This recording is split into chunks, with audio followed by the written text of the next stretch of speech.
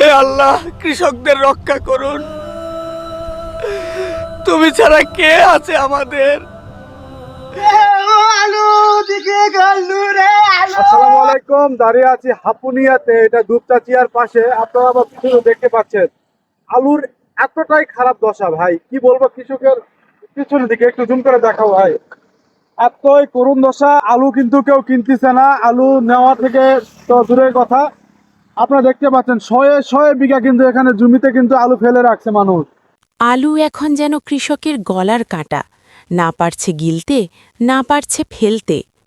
12ই April সকাল 7টা থেকে শুরু হওয়া বৃষ্টি আর ঝড়ো হাওয়া যেন নতুন করে ভেঙে দিয়েছে কৃষকদের স্বপ্ন। মাঠের পর মাঠ, শত শত বিঘা জমিতে এখনও পড়ে আছে বিভিন্ন জাতের আলু। অনেক জায়গায় বৃষ্টির পানিতে ভিজে নষ্ট হয়ে যাচ্ছে কৃষকের সারা বছরের পরিশ্রমের ফসল। বাজারে আলুর দাম এতটাই কম যে উৎপাদন খরচ তুলতেই হিমশিম খাচ্ছেন চাষিরা।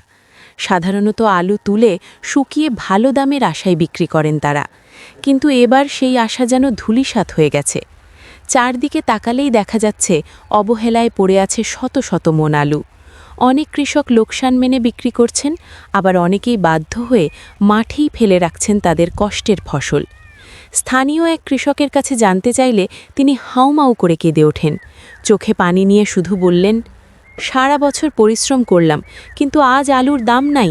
বৃষ্টিতে সব নষ্ট হয়ে যাচ্ছে। আমরা এখন কি করব? মাথার ওপর দেনার বোঝা, সামনে অনিশ্চিত ভবিষ্যৎ, তবুও আল্লাহর ওপর ভরসা রেখে আবারও পরিশ্রম করে যাচ্ছেন তারা। এই আলু শুধু একটা ফসল নয়, এটা কৃষকের ঘাম, স্বপ্ন আর বেঁচে থাকার লড়াই। ভিডিওটি সর্বোচ্চ শেয়ার করে পৌঁছে দিন দেশ গড়ার কারিগরের কাছে।